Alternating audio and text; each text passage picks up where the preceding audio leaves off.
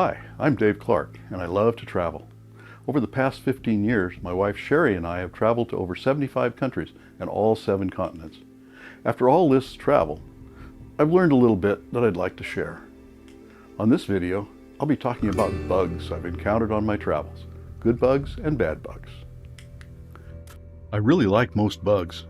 They can be very beautiful and colorful. Some are just strange, but it works for them.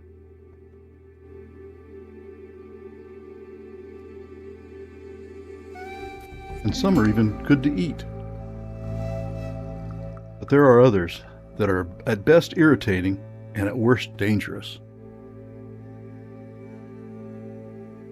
My first tip is to visit the CDC travel website while you're planning your trip.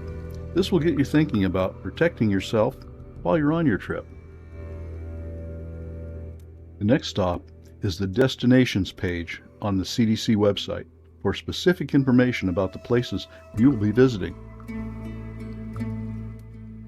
The bugs we're concerned about don't have 6 or 8 legs. In fact, they don't have any legs. But many hitch a ride on insects. There's a wealth of scary information on the CDC webpage for your destination. The takeaway is to get recommended vaccines and medicines.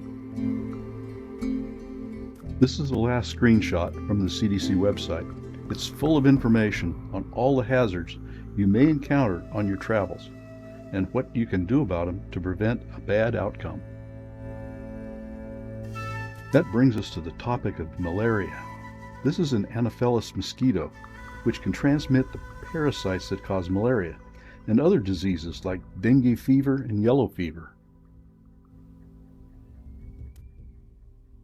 Check the CDC website for the malaria map for the area you'll be visiting and get the medication that's effective in that area. Our goal is not to get bitten in the first place.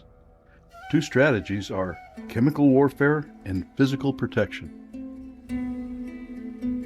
In selecting an insect repellent, I look for DEET as the active ingredient. There are other alternatives though, and you should do some research. And be sensitive to your fellow travelers by choosing one that's unscented and non-aerosol. An additional level of protection can come from repellent applied to your travel clothes.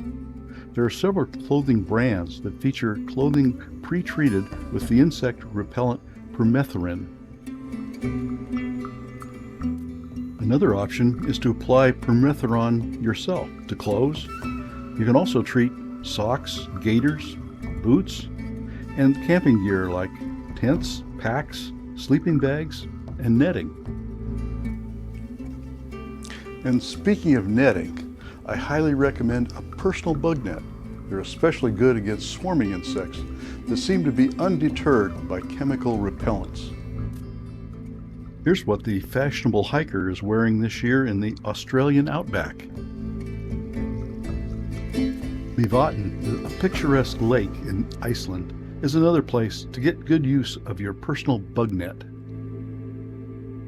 Mývatn means midge lake in Icelandic, and it lives up to the name with thick swarms of midges, making it hard to breathe without inhaling a few insects. So if you've done your homework, treated your clothes, got your meds, there are just a few things to think about while you're on the road, like clothes, water, food, and road repair.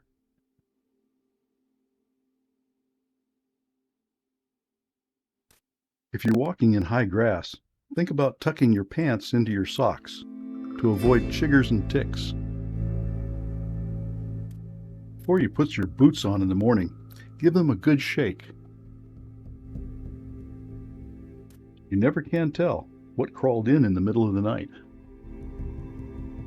Some lodges provide muck boots for their guests.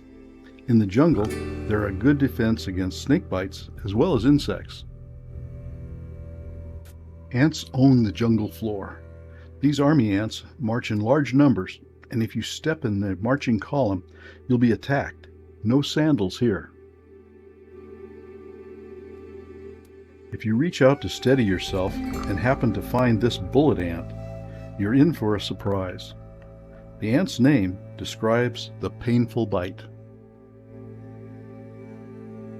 As you walk through the rainforest or along a marsh, a leech may find you, another reason for long pants and long sleeves. On a hot tropical day, you might consider a swim in the river. Probably not a good choice. One of the most cringe-inducing bugs is the botfly.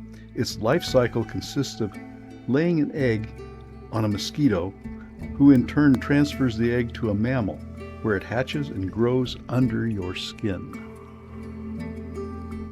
After 2 weeks of wiggling underneath your skin, the pupa emerges and drops to the ground, where it matures into an adult botfly. So the pool at the lodge may not be very large, but it is safe. One last tip. The mosquito net on your bed is not just for looks. Pull it down before you go to bed and check that no mosquito is already inside. And bring a flashlight inside with you. You'll need it to get out in the middle of the night. I hope I've given you some useful information and stimulated some thinking about the bad bugs and the creepy crawlies we share this world with. Please send me your comments and questions. And please subscribe to my channel, which has over 200 travelogues of all the interesting destinations that we've explored.